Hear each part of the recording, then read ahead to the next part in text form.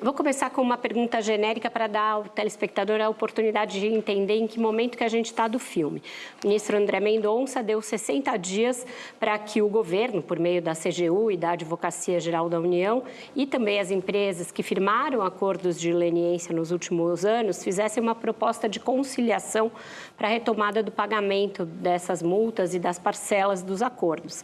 Queria saber em que pé exatamente está essa negociação e o que a União admite rever. Condições, fatos admitidos pelas empresas, valores, o que está em discussão? Vera, acho que é importante a gente situar de fato essa discussão. Te agradeço por essa pergunta introdutória, porque é o seguinte, na verdade, essa discussão de revisão de acordos de leniência, ela já começou há algum tempo, né? O que aconteceu, na verdade, foi que em 2022, teve uma lei aprovada no Congresso Nacional, uma lei que permitiu que se usasse o chamado prejuízo fiscal. Posso explicar isso daqui a pouco, se vocês quiserem. Que se usasse esse prejuízo fiscal para que se quitasse dívidas que as empresas têm com a União. Antes, esse prejuízo fiscal, ele podia funcionar como uma espécie, vou colocar aqui entre aspas, de crédito tributário para compensar tributos que a empresa ia pagar no ano seguinte, né? Então, vou dar um exemplo aqui para tentar clarear bem para todos nós. Digamos que você tenha um prejuízo num ano como empresa de menos R$1 milhão e que a alíquota do imposto de renda seja de 10%. O teu imposto a pagar seria menos R$100 mil. Você não vai receber da União R$100 mil porque você teve esse prejuízo. Esse menos R$100 mil fica lá como uma espécie que a gente chama de prejuízo fiscal.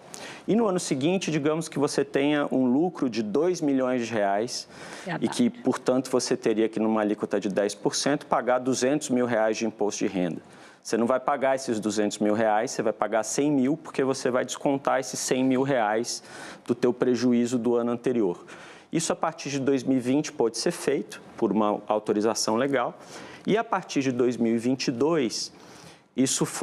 esse prejuízo fiscal passou a ser, por autorização do Legislativo, a ser utilizado para pagar outras dívidas que as empresas tenham com a União. Aí, a partir disso, ainda em 2022, em dezembro de 2022, a CGU assinou um acordo de leniência com a BRF, que foi permitido o uso desse prejuízo fiscal para pagar esse acordo de leniência até o limite que a lei permitia, que era de 70% da dívida. Isso tudo está nessa lei de 2022. A partir desse momento, todas as empresas que fizeram acordos de leniência com a CGU e que tinham prejuízos fiscais num montante razoável, como é o caso das empresas, das construtoras envolvidas com a Lava Jato, pediram para usarem esse prejuízo fiscal também para abater parte da dívida dos acordos de leniência com a União. A partir do momento que o ministro André Mendonça, por conta de uma ação que ele tinha que ele era relator no Supremo, uma ação de descumprimento de preceito fundamental, que ele era o relator, ele resolveu fazer essa conciliação, chamar as empresas, chamar a AGU, chamar a CGU para discutirem a possibilidade de uma conciliação. Essa utilização do prejuízo fiscal foi colocada na mesa como uma possibilidade. Por isso que não é tão preciso assim quando a gente fala um desconto de 10%, de 20% ou de 30%.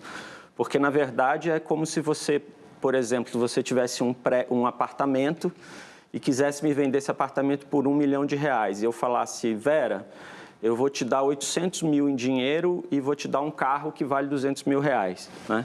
Se você aceitar esse carro, você não está me dando um desconto de 20%, você está aceitando o carro como forma de pagamento. Por isso que a discussão que o ministro André Mendonça colocou é, de fato, uma discussão sobre forma de pagamento e método de pagamento. Sim. Além disso, só para terminar, tem ali uma possibilidade que foi colocada na audiência por ele de se discutir se a forma do cálculo de juros está correta, se tem algum pagamento em duplicidade sendo feito, né? Porque houve muitas pessoas físicas que fizeram acordos também, enfim, que pode ter dado alguma duplicidade com pagamentos das empresas também. Enfim, questões mais dessa natureza. Ele, de fato, foi enfático naquele momento da audiência em dizer que não era para fazer um revisionismo de fatos, né, para mudar a caracterização de fatos, e nem para tentar fazer qualquer discussão relacionada, por exemplo, ao fato de que houve ou não houve coação na negociação dos acordos, principalmente porque, em relação à CGU, naquele momento, todos os acordos foram negociados por uma equipe técnica formada por técnicos da AGU e da CGU.